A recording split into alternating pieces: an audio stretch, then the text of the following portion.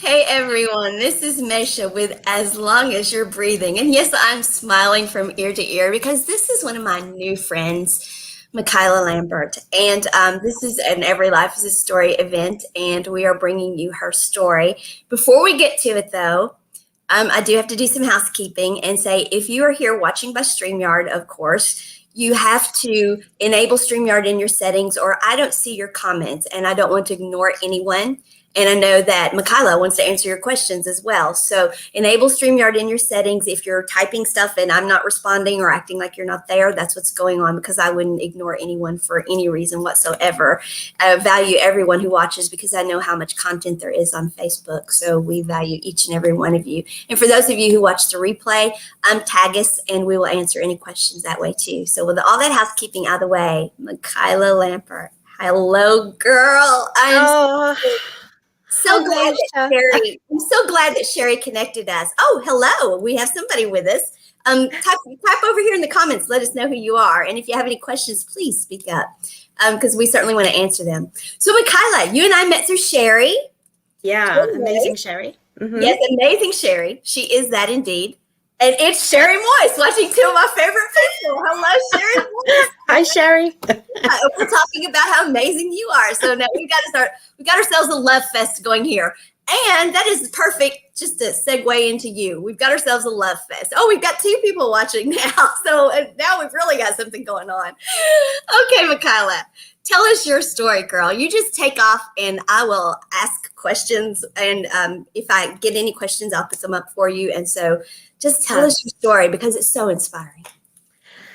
Yeah, well, my story has quite a sad beginning, but it's got a really happy ending. So I guess I'll start from the point where I was living.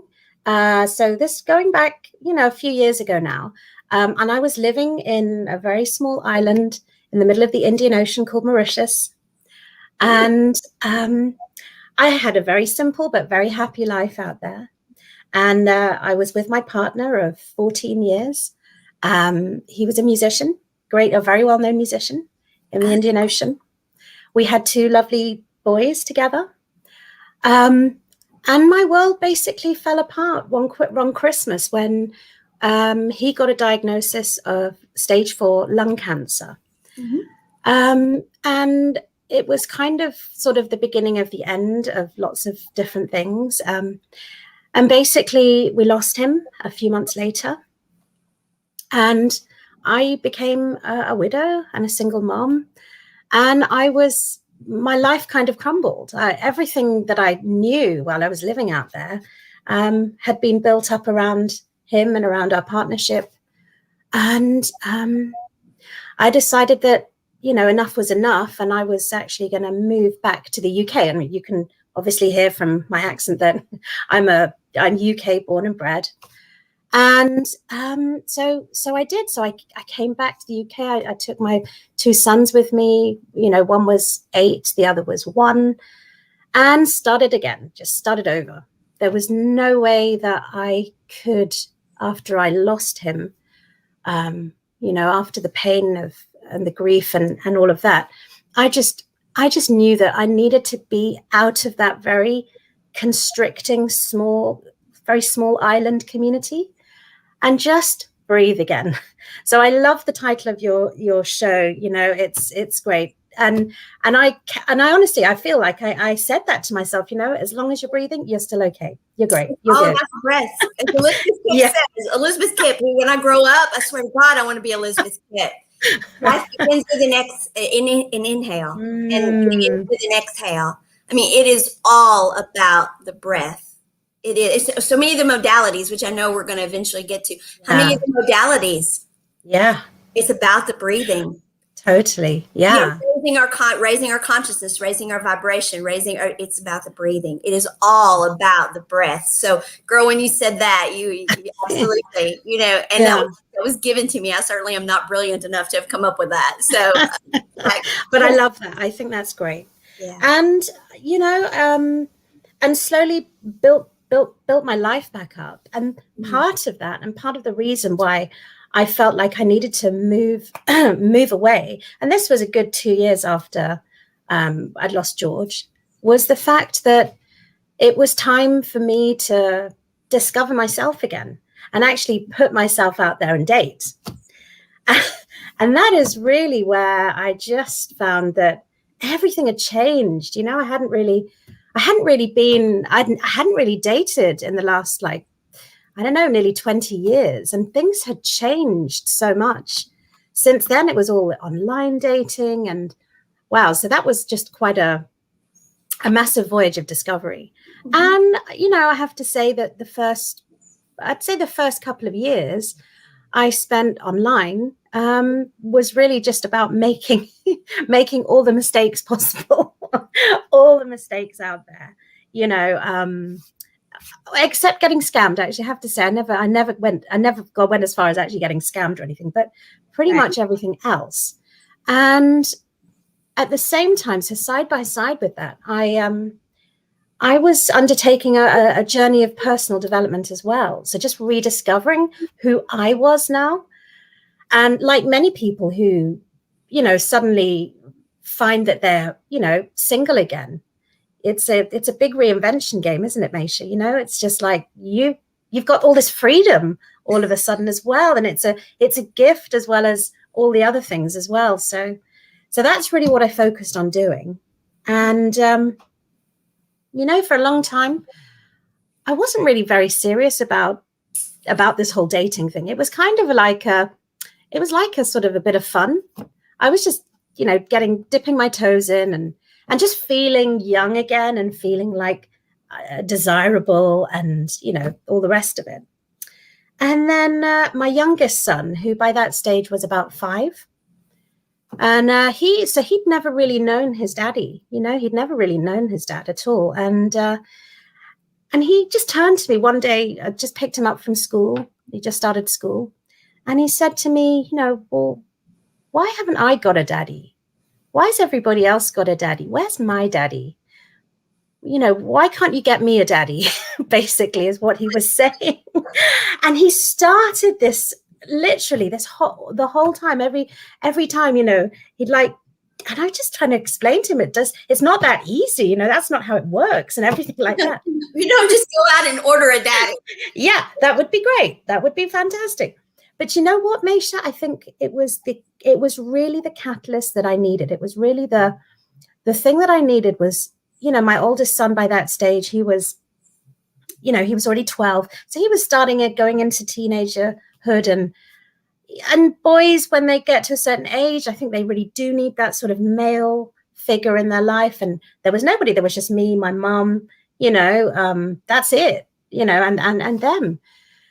So I had to get my shit together. I got serious about this. And I was like, okay, now I understand. I need to build this family again. And I need to find a family man who would like to be a father figure to my boys. And yeah. Okay. Now, I've left and re-entered the dating world a few times, and I can tell you that what you just said, mm-hmm. Girl, that is like, are you kidding? I know, right?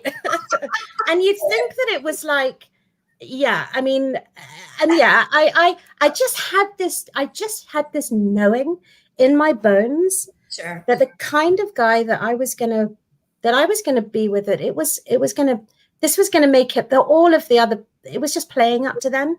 But what was gonna make it really mean something was the fact that I just knew that there had to be somebody out there. And I moved back to the smallest small town in like middle England. You know, just imagine, I don't know, like it's rural, it's beautiful, but it's like everyone is basically coupled up. Everybody I knew was in a relationship, married. No options. You moved to where there were no options. Yeah, pretty much. But in spite of that, I got really clear. I was so clear, and I put out a soul call, and I said that the guy that I'm going to get with is going to be a family man, and he's going to be a father. He's going to be a father figure, and he's going to be a family man, and he's going to absolutely adore me, and he's going to adore my children, and he's just going to want to be there for us. And I kid you not, and I'd been online dating for a long time, but within a week of putting out that and getting really clear, and I spotted, because I hadn't been through my messages or anything of one of the dating sites that I was on. And there was one, and this guy had been messaging me a couple of times, and I'd sort of glanced over his things, but I hadn't read his message because it was quite a long one. And actually, when I was reading it, I was like, oh, actually, this guy, he sounds like, he sounds actually kind of the sort of thing that I was looking for. So, okay, I'll have a look at his profile. And I look at the pictures and I think, yeah, he looks sweet. He looks kind. He looks like the sort of things that I was looking for. And we just started emailing each other. And I thought nothing more of it. It comes to, it gets to Christmas time. So this is like maybe a month or so later. And we'd been kind of semi-emailing each other on and off. I was still dating. I was still seeing lots of other people. And I end up going on a date, coffee shop, very simple, walk around a park and a coffee shop. And I get the sense that this is somebody I've kind of met before. He just seemed familiar. I didn't feel a huge attraction, though. This is the interesting bit. I didn't feel a huge attraction for him. And I just thought, well, we just clicked. We clicked. We talked for ages. And, and I said to him, look, and he had wanted to take me to a really like far off place and pick me up in the car and take me. I'm like, no, I don't do that sort of thing. I don't know you. I don't know you. You meet in my town, in my park. We'll walk around the lake and we'll go for coffee. That's so funny. What I did before, I've failed at this 3 times now. Okay, what I did before this in the middle here, my ex-husband's cousin ran an Applebee's, and I met all of my dates at his Applebee's. And seriously, and he would be brilliant. Like, I got you, girl. I got you, girl. So he would come around the table and he'd be like, "You good?" And I'm like, "I'm good." So yes, my ex-husband. I love it. Yeah, I met all of the people at his cousin's Applebee's, so I would be quote unquote safe. So his cousin was keeping an eye on me to make sure that I was safe. Yes. Yeah, I love it. I love it. Oh my God, no, I'm not going there. I'm not meeting. And the thing, exactly. But for him, he was. For Steve, I'll give him his name. So, but for Steve, he was like, but I know I'm safe. There's no, it didn't even cross his mind. But he was like, that's fine, we'll do that. Anyway, and then so we're walking back to the car park, and I just said, I'm really sorry that it didn't work out. And then I paused, and he was like, and I said, about, Avebury, where we were going to go. And he said, oh, no, that's okay. I take you there next time. And I was like, oh, okay.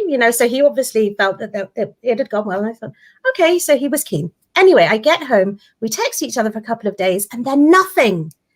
I hear nothing. It gets to New Year's Eve. Nothing. I don't hear anything from him. Nothing. And 10 days. And all I got from him was on the dating website was one little full stop. And I was like, that's just really odd. We had a great date. He put like, a period. You call it a period. Like just, a full stop, a period. Oh, because he was done looking. I don't know. Yes. I don't know. Girl, I'm telling you, he was done looking. I'm done. Period. I found it. That's it. I found it. But the thing was, I had no idea. So I don't know what was going on.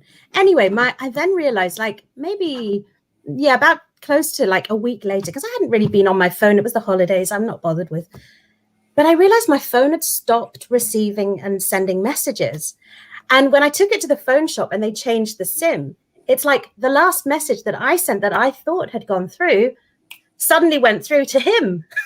And my God. He was like, he got my message straight away. He was on the phone and he was like, oh, I can't believe it. I thought that he was like, I even sent you a full stop, just to check you weren't blocking me. And I was like, no, I didn't block you. I was like, I just didn't know why you didn't call me. Why, what happened? And he was like, no, I thought you didn't want to know. And anyway, so we end up going on the most amazing date in Avebury. It's the place we ended up actually getting married 2 years later. And it was just stunning. And it was the story, the reason actually that I founded my company, which I called Your Second Soulmate, is because I totally believe that, that I really have met my second soulmate. I did lose my first soulmate tragically, to cancer.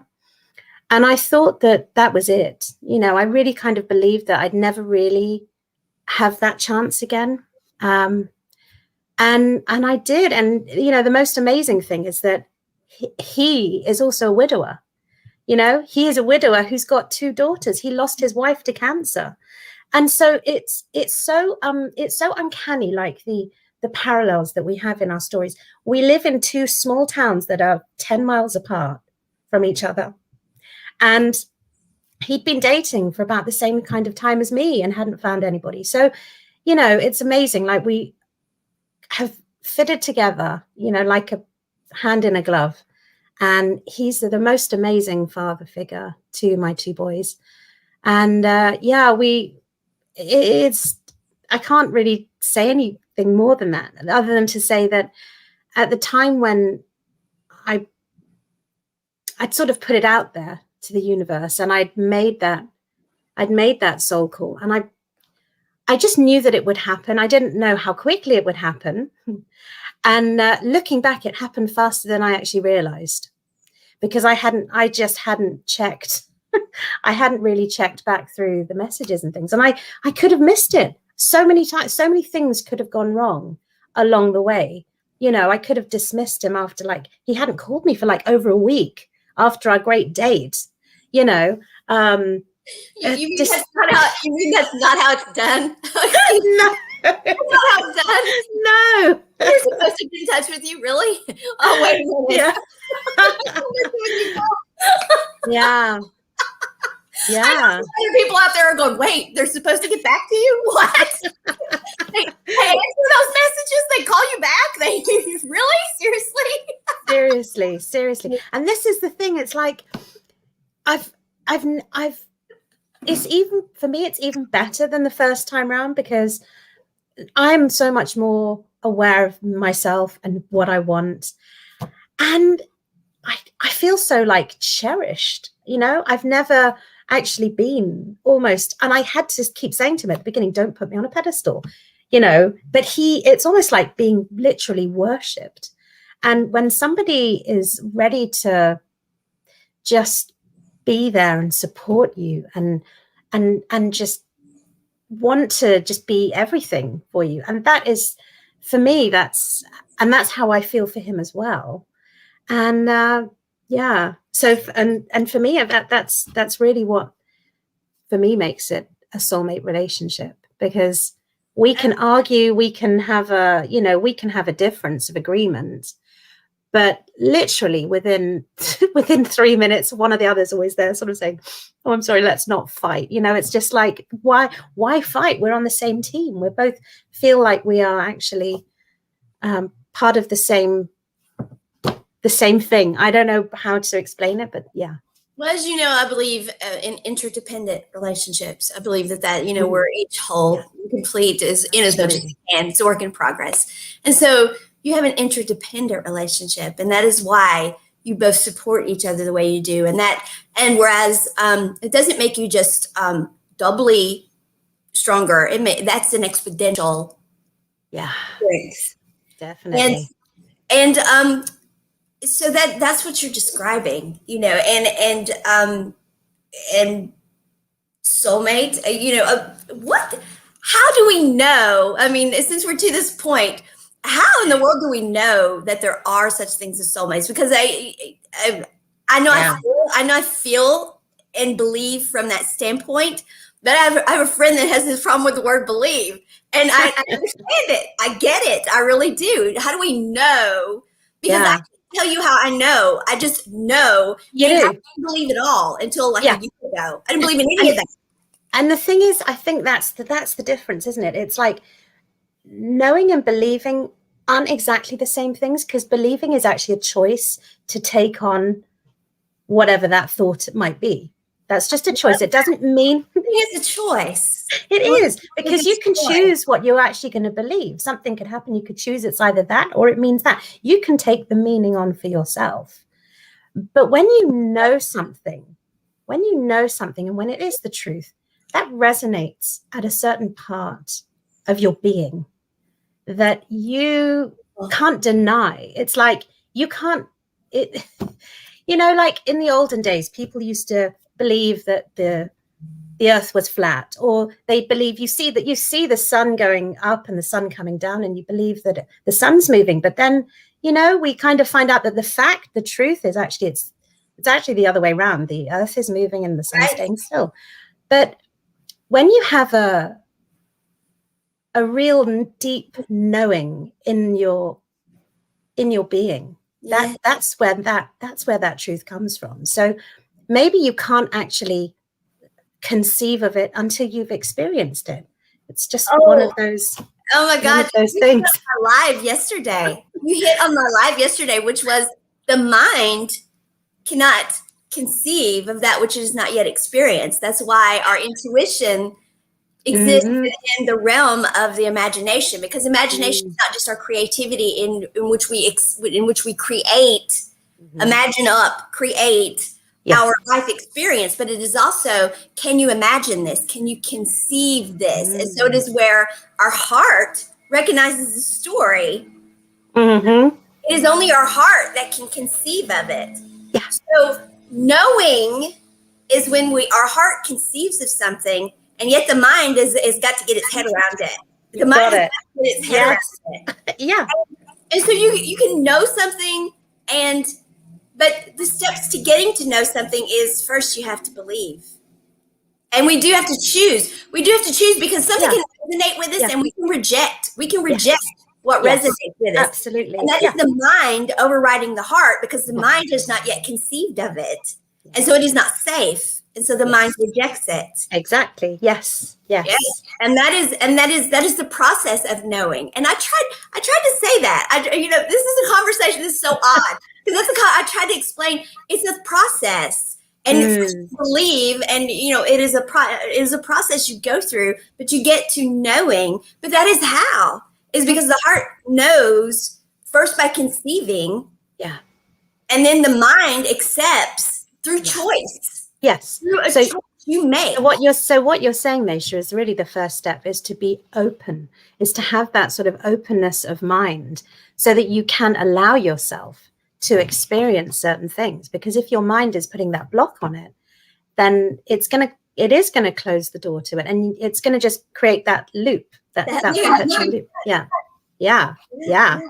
And I know you have modalities we're going to talk about in a bit that overcomes those loops, because it is not just, I believe all relationships, I believe this, all relationships, not just love relationships, we have to handle in the same way. And we get locked in these loops. The heart knows the story, whether it's a job, whether it's a friendship, whether it's family, whatever. The heart knows the story. The mind puts us in these loops where we falter with the relationships, and we have to work through exactly what you're saying. And we have modalities to do that. So you specialize in the matter of romantic relationships, which I think is so important to people. But I believe this applies to all relationships. And I believe anyone could come to you and take what you do and extrapolate from it.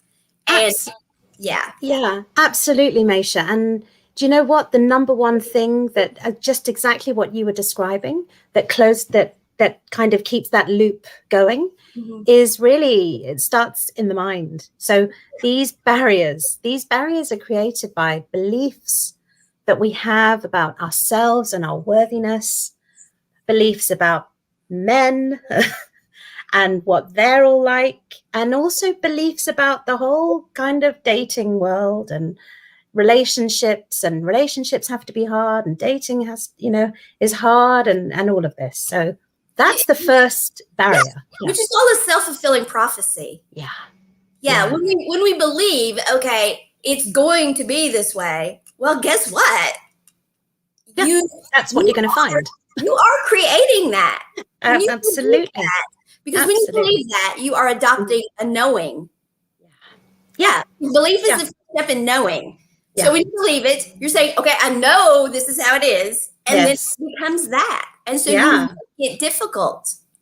Yeah. And we create all of these blockages for ourselves. Absolutely. Absolutely. So that's kind of the, so in terms of, you mentioned the modalities. I mean, a couple of the modalities, well, the main one really would be NLP, so neuro-linguistic programming, which looks, and also time techniques, which basically helps to clear any kind of limiting beliefs or blocks that you may have. That at some point, a limiting belief is really just a decision that you made at some point in your timeline.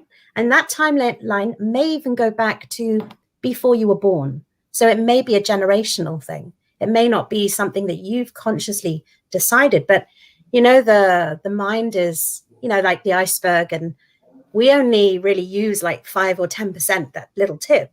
The rest of it is really driving the bus the whole time. And it really dictates the choices that you make and what you believe. And so a lot of these decisions that end up limiting us is really just based on things that happened. And I would say, as a general rule, they're linked to things that you experienced as a child as well. And it may be through the relationship you had with your caregivers. It may be through the way you were treated by school friends or teachers, or anything that's going to affect the way that you see yourself now. And these things stick with us for the rest of our lives, because we don't realize, we're not aware of the fact that they're actually there. And so it takes some quite deep work. So, and hypnosis is another avenue as well. So the NLP, the hypnosis, and the time techniques, those are really the things that help to overcome and clear. When you say time techniques, and I know we're going to do shows that get into but if you could just give a little bit about what is a time technique, just a little bit. Yeah.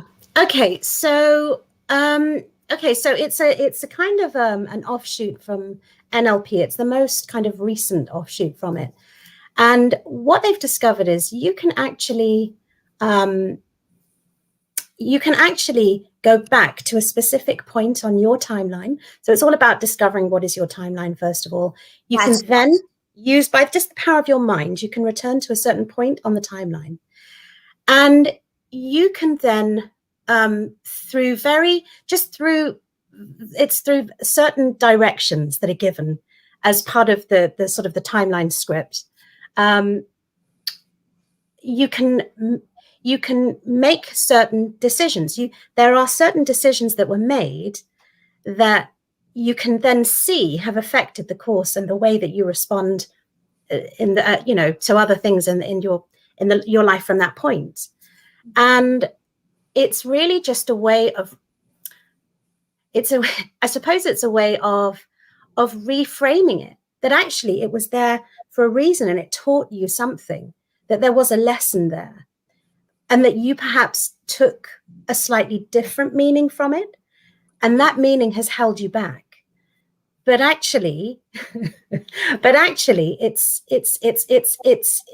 there for a slightly different reason. It's really hard to explain, like, out of context, but no, I get.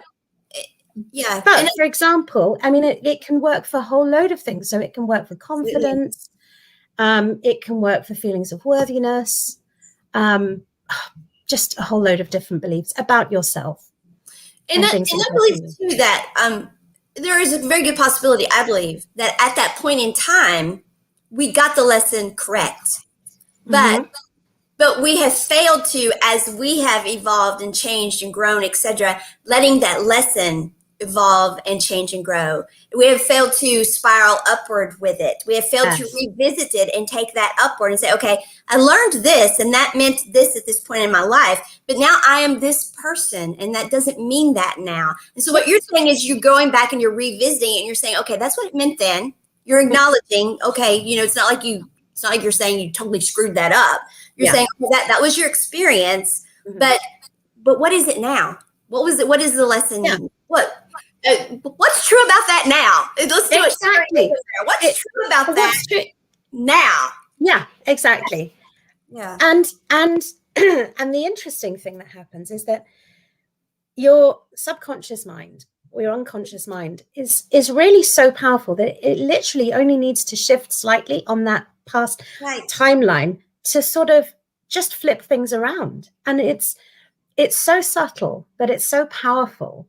And for like kind of almost instantaneously, there's a lightness where there wasn't before. Yes. And you can show up and accept actually what has happened, which is amazing. And I think that's all part of the sort of the healing journey. So that's one aspect. I gotta show you this one. Oh, let me see. Where's it at? Come on. That's Sherry. What's true about that? You both know. Brilliant.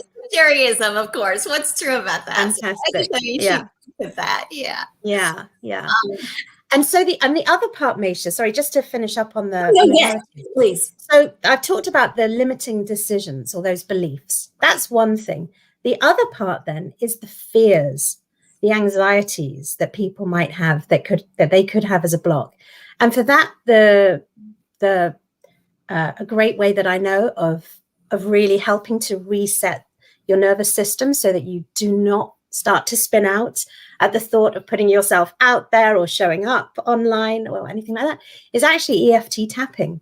So, which you've probably had other people on to talk about as well, but you know. Actually, I have not had anyone else talk. I'm familiar with tapping. I've done a little of it with a mentor that I had, and it was very effective. It's not something though that it. Ironically, it's one of those things as simple as it is. I can never remember.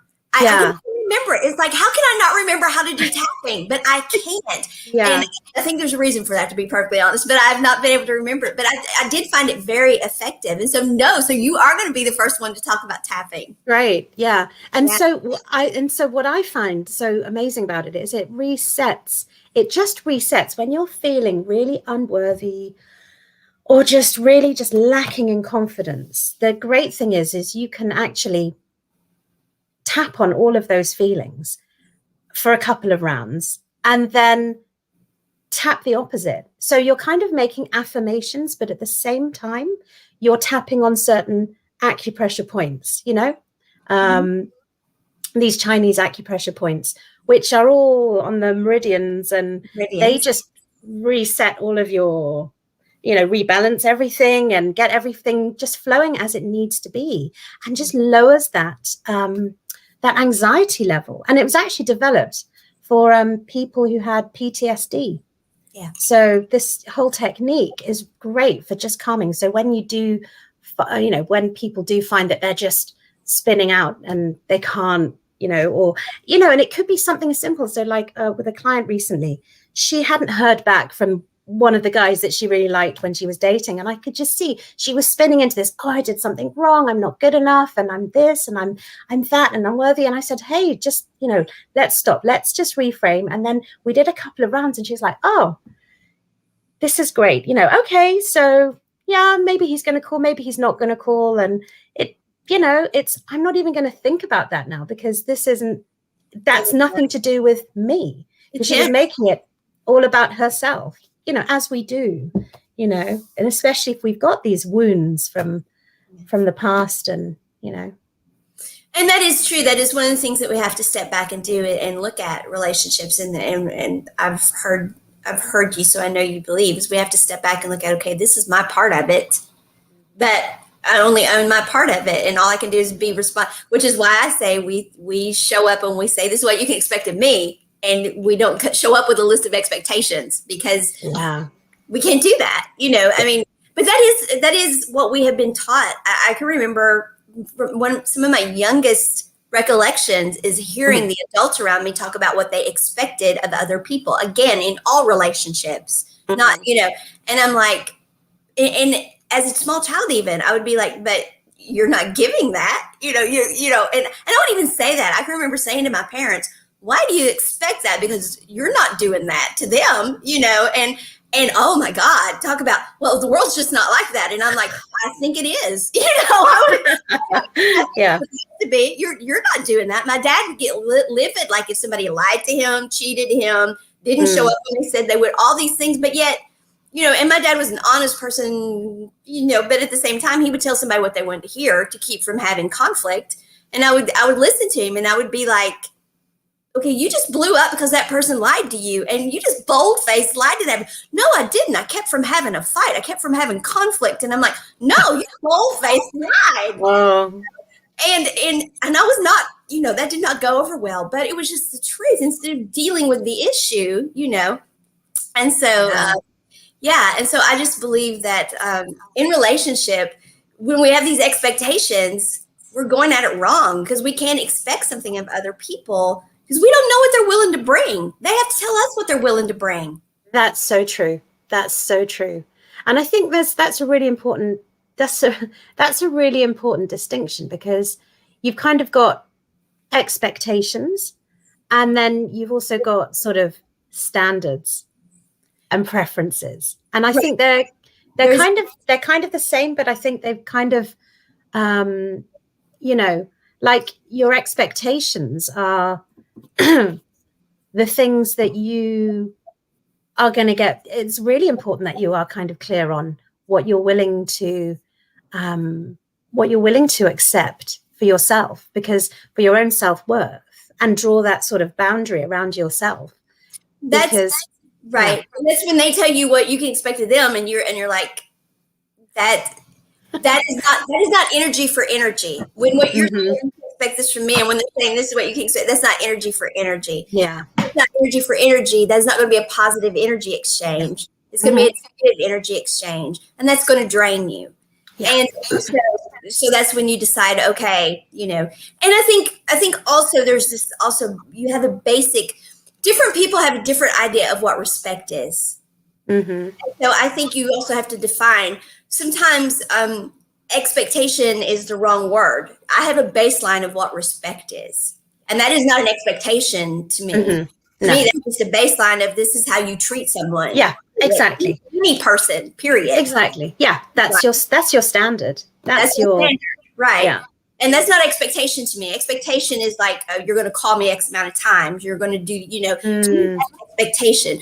But baseline standard of, this is the person I expect to be respected in this way. To me, that's not even an expectation. That is just, are we even the same caliber of being? And so I think sometimes I do have to operationally explain expectation, because I think the expectation is the specific things, like you will do this, you will do that, in regards to, whereas, I mean, are you going to lie to me? Are you not gonna, are you going to, there are just certain basic things, are definitely, and so, but everything you're saying, I just love. I already knew that, but I think so many people will too. So you all got together, and you formed this wonderful family, and you have this wonderful, wonderful relationship, which is so beautiful. But you decided, I'm going to form a company because of this. Yeah. That's because how many people take such a tragedy in their life and are able to take that and make from it a business, a company, one that actually impacts people's lives in such a huge way. So one, kudos to you, because you took such a tragedy and did that. But how would you say, what would you say to people who maybe have had tragedy in their life, and how do you know this is for you? How do you do this?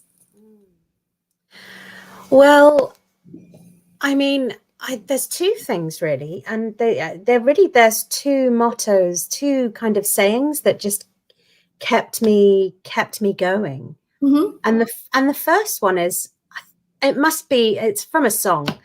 It's, what doesn't kill you makes you stronger. It's like, yeah, it's so like, I came through that whole experience, and I was like, do you know what? I'm still alive. Bless bless George, my other half, he's buried and gone now, but I'm still here. And the whole experience just made me so much stronger. It made me so much more of myself. And I thought, what, I need to help other women who are in a similar situation, whose world crumbles, who find that they're just alone, and they need to get themselves back to a place where they can start over and they can find that love again, because it so can be done. It really is my belief. And and I know that there's lots of people who think, oh, it's okay for you, you manage, but it's like, no, it's okay for everybody. Everybody can do this. Anybody can do this. And seriously, anybody can. So that was the first part. And then the second kind of saying, now how does it go? I'm rubbish at remembering quotes. And I had it on my Facebook cover for ages.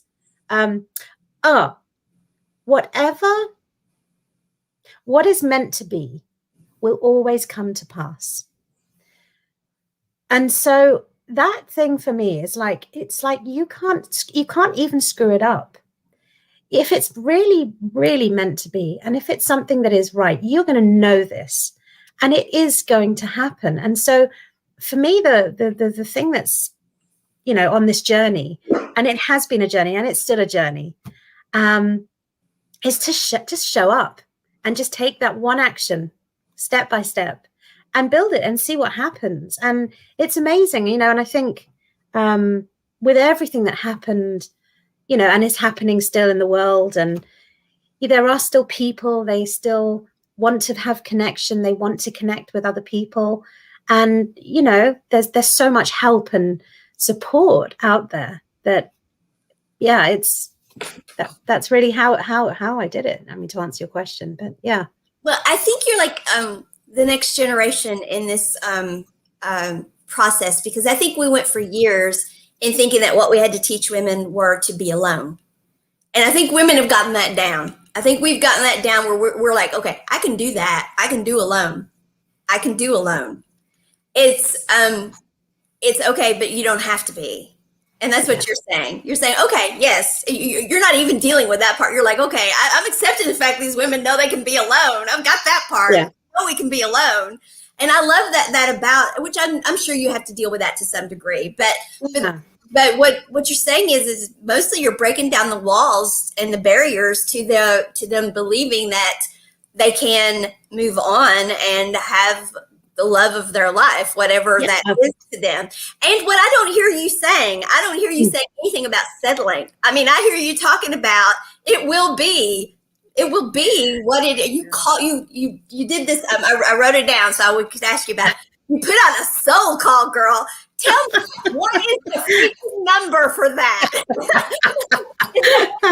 Soul call, or I mean, yeah.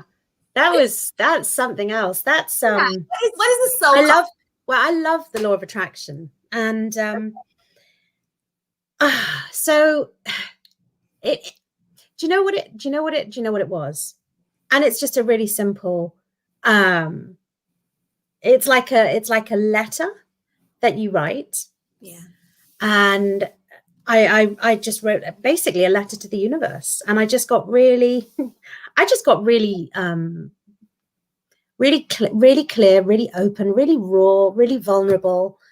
And that was my heart's desire. And I specified these exact things that I needed from this person. And I wrote the letter. I literally just wrote the letter, and I just folded it up. I just put it in the back of my journal, lit a candle, meditated on it for a little while. And I know that I probably, it may have been around a certain time of the moon as well, on the new moon. And I remember that this was the one just before the end of the new year. Sorry, the end of the year. So it was the last one of the year. So quite a powerful one. And that was my soul call. It was, yeah. And, but then, I mean, there's lots of ways that could happen, but it's really just about getting very intentional and really laser focused so that you don't end up settling. Because I knew that's kind of like the North Star then. That is like, you know what you're asking for. You don't know what form, I mean, I didn't know what form this guy was going to take, and so many people, they're like, oh, I don't like guys who are bald. I need a man with hair. I need this. And I'm like, it doesn't matter. He shows up. It's like, it's great. You're like, come on. Oh. Get real. Look for the qualities. Look for the values. That's what's important. Yeah. Yeah. And I do teach exactly what you're saying as well. With all things that we want is get clear on it, write it out, and meditate on it, offer it up to the universe. And of course, if we do it during certain energies, it's that much more powerful. But I teach that exact same thing with all manifesting. I teach you to manifest that way. But also, if we're in vibrational alignment, we attract to us automatically. My favorite yogi, a while back, he did this teaching on manifesting can be so much easier if we just stay in vibrational alignment. That which we're supposed to have will come to us if we are in vibrational alignment and in where we're supposed to be. And so I've kind of gotten at doing what you're saying. Although I do my intentions with the moon and all of that, I stay so busy. I've gotten back more to just trying to stay in alignment. But I do teach that, and I agree with what you're saying exactly. And that is a soul call. And it's so ironic that you said that because I did that. I wrote down exactly, this is exactly, and I had this experience because as you know, I've gone through this past year, this huge transformational experience. And it was literally, I had like angels, my angels telling me that's not going to happen, and I had there was this light. And at that time I was still really questioning what I was seeing and hearing, etc. And there was this light and I'm like, holy smokes, that's the divine, and the divine came and said, she's exactly the way I made her. She is not overreaching. She gets this. Wow. She gets this. And I'm like, whoa. And so from that, then I had to conceive of it. I had to conceive of it. I had to, and it's been a journey. And it's because the mind is like, I don't see this happening. I don't see this happening. I don't see, and so, but we have to be able to conceive of it first. And the mind can't conceive. The heart has to. And so I believe what you're saying. I do believe we put out these soul calls. I do believe we say, this is what I want. And, but that can scare people when they hear you say that. Totally. That can scare the person who hears you say, I put out a soul call for you. And they're like, you did what? And I absolutely love what you were saying about having to be in alignment first. Yes. Because that wasn't just, just I'd sat down on a whim and decided to write the letter and it happened. No, there was a lot of work that went in on the back end. Right. Yeah, exactly. Getting into alignment. The whole, I think I must have spent the last sort of, before that point, 2 or 3 years, maybe 3-4 years even, getting myself to that point where I actually was in alignment. So, yeah. Do you believe now, though, with the modalities that you have? Because what I heard you saying was, and this can happen so fast. Do you believe now that you have learned these modalities and you bring these modalities? Because I believe we can come into alignment with these modalities so much faster. And that is why what you and I do is important, is because the world has this notion that everything has to take so long. And traditional therapy taught us that. And God bless traditional therapists. They did what they were taught and they were there for us, and thank God for it, and the medication and all those things, because it's what we knew and what we had. So I'm not putting any of that down. And for those who still, that's all they can still conceive of, then that is for them. But for those that can conceive of what we're talking about, you can quantum leap this stuff. Yeah, totally. Quantum leap this. Yeah. So when I say the alignment work was totally through just self-help and doing it and trial and error. So yeah, I mean, totally, getting a system and working with different modalities can certainly shortcut a whole load of a that whole time. lot of stuff. Yeah. If you would just be open to them, but you have to be open to them. Yeah. And you can't make somebody be open to things, which is No. why, people are going to be attracted to us that are ready to be attracted to us. And so I used to worry so much. And I still have those moments where I'm like, I can't say that. And then it's like, the only people that are going to hear are the ones that are supposed to. The ones that aren't going to do it anyway, they're going to say, yeah, that's a Fruit Loop, and they're going to change the channel. And the truth of the matter is there's like only one or two people I care if they think I'm a Fruit Loop, my sister, my son, and maybe one other person. And the rest of them, I really don't care, but I'm like, oh my God, is my sister watching? Because she's going to be like, oh my God, what's happened to her? She's gone nuts, and so there are people that I even worry about that now. But, I get this tap on my shoulder that the people that are supposed to be attracted to you, when you are in alignment, those people will be attracted to you. So the modalities we're talking about, when people are open to them and ready for them, they will come to us and say, wow, I can't believe I found you. I can't believe this is what I needed. And that is the whole Sherry. That's the whole story. Being your beingness. Yes. That's the whole last summit. I love it. Yeah. And actually the third piece of it, so I didn't actually put, because there's a whole lot of getting clear and being in alignment and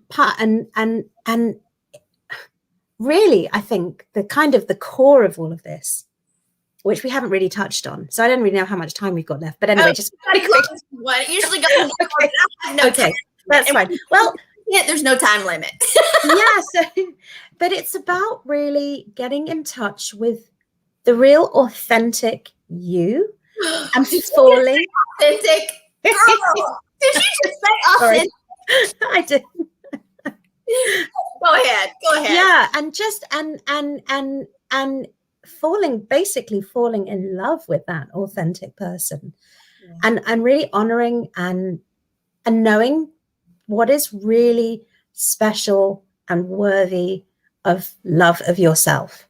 And I think that's the sort of alignment piece. That's kind of that's the shortcut. That's where a lot of the work really does need to go on, because once you can get yourself into that sort of a vibration where actually, and it's not a kind of because I know my husband teases me about this, the sort of the self-love is like, a little bit, it sounds like it could be quite narcissistic and, where you're the one that's kind of more than everybody else, or do you know what I mean? But it's really not. It's like honoring your soul and your spirit and in you as a goddess, so that you can actually relate to others with the knowledge that each person is like, a goddess or a god. And it's that sort of connection. I can't really explain what I'm saying, but I'm sure you'll have the words, Misha. That was so loaded. I did a speech on empowerment last week, an empowerment hour. And of course I said, empowerment is showing up as who we are authentically and living our lives the way we want to.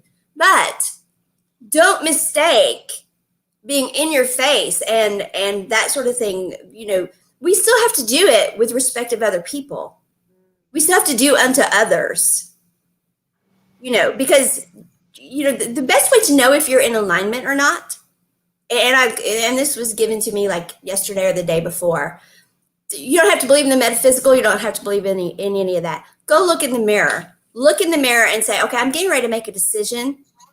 What if somebody else were making this decision in regards to me? And if that doesn't fit okay here with you, if your heart's like, no, I don't want that done to this, because the mind, you don't have to worry about what the mind's going to do then, because the mind is always going to protect you. Yeah. So if the mind says, hold on a second, that's our heart you're talking about. No. Then guess what? You're out of alignment. Yeah.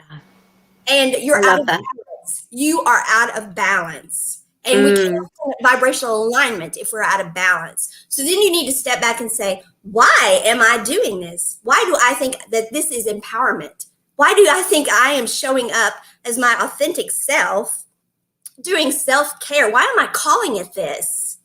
when it can't really be that if what we're doing is something that we would not want somebody else doing to us.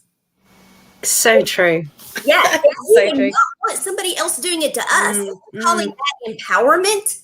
No, Yeah. what we're doing is controlling, and and then we have crossed over into narcissistic. When we want to, because somebody asked me once, what is the test for self-love versus narcissism? Because it is a fine line.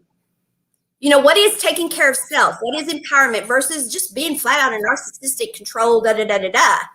It is when you look in the mirror and say, what if somebody else were doing this? How would my heart be with it? Yeah.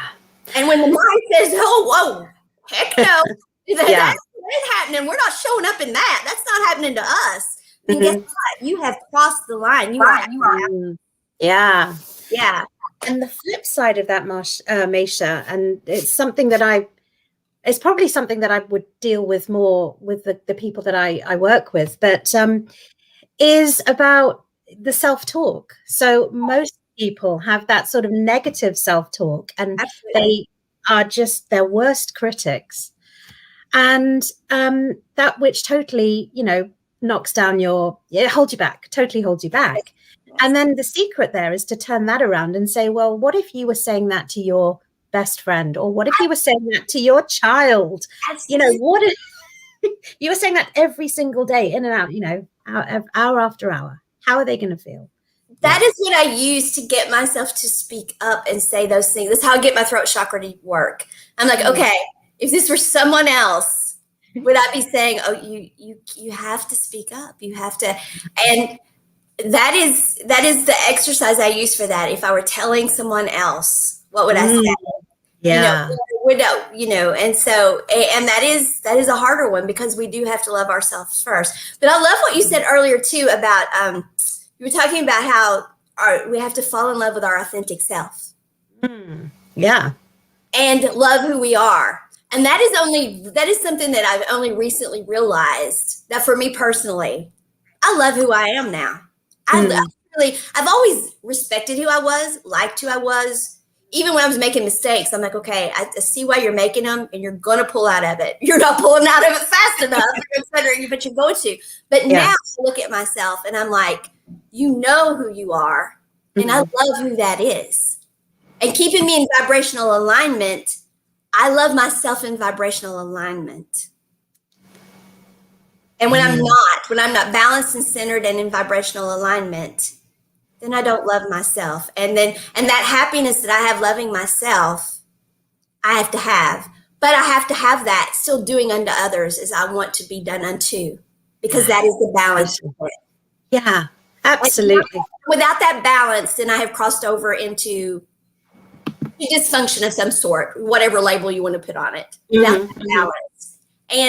And so I think, and I think that's in all relationships, but I love what you do. We have like 2 minutes left, and that is only unless you got more you want to say. If you got more you want to say, I think I've done plenty of talking. I think we've kind of touched on pretty much most of the pieces. Okay. I would say the kind of the other piece of it is actually what a lot of people struggle with, that come to work with me, is in how they actually can discern, spot and work out actually if he's going to be a quality guy online.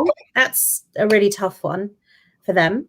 And then it's like really how to where to find them and how to attract them. And so that's kind of the other piece of the work that I do with the ladies I work with. So yeah, just to say that. So yeah, that's an awesome piece. We don't want to leave that out. We don't leave that. No. I know that there's probably the ones that are watching like, when is she going to get to telling me how not to find the bad ones? Yeah, right. It's those and there's and I think my phone number. I'm not even on dating sites. I don't even want to be on a dating site. And I changed my phone number to get people to stop calling me. I'm like, okay, I got to get my phone number offline because this is not working. I don't want these pictures. I don't want this stuff. So yes, absolutely. Yeah. And I think for that, all I was really going to say was that we don't have to actually do very much. So the feminine energy is very much about receiving, and just being, as Sherry would say, just being in your, just being, and yeah, and a guy's energy, it's a masculine energy, is really to want to show you who he is. And so that's what is going to happen in your first few interactions and contacts with him. He will show you and he will tell you who he is. So if he is not up for a relationship and he doesn't want whatever X, Y, and Z, he will tell you. And that is the time that you just need to be ready to receive all of this information and then just check it against your inner, against your list, your criteria, your love list, because that's really the way that you're going to and it's just a process. The dating process is just a process of really getting to know and getting clear on who this person actually is and what his values are and how your values interconnect with his, and in lots of different ways. So yeah, so that's a big piece. So maybe we won't go in that today. So I think that we'll save that for next time. That's a whole other show. That's a fantastic. Yeah. It is. Everything that you have to say is fantastic, which is why, of course, as you know, I've already got you booked for the next show, and we could do this every day, and we would be the most popular page on Facebook very quickly. Very quickly, we could do this every day, and people would be like, "Oh, my God, there's Michaela again. She's going to tell me how to fix it." And of course, we have to do it in a way that gets people to you. So how do people find you, Michaela? Gosh, right, Meisha. So at the moment, my website's in a bit of a state of being being redone at the moment. So what about the idea? Oh, yeah. So that's a really good one. Yeah, you've had, and you're not worthy. So this goes back to that sort of those core decisions, those limiting decisions that have been made at some point of not feeling worthy. So that's where it really necessitates some way of resetting that belief and then looking for the evidence that actually you are worthy. And about that. Well, it goes back to those the time techniques that I was talking about. Absolutely. And in certain cases where possibly it's even more deeply seated than that, then even something like hypnosis can actually work really well to access those unconscious beliefs, because at the end of the day, that's where that block is coming from. That's where that belief is. I'm not worthy. I am not good enough. I'm, even the belief that, as my husband had. So my husband was told when he started dating again by one of his old friends was like, oh, you should just be really happy that you had your wife, and you only ever get one chance at love and happiness, and well, I guess you've had yours now. And he had that belief. He carried that belief with him for like 6 or 7 years. Oh, how sad. And he was like, I can't believe I had that belief, and when you have that belief, you act from that belief.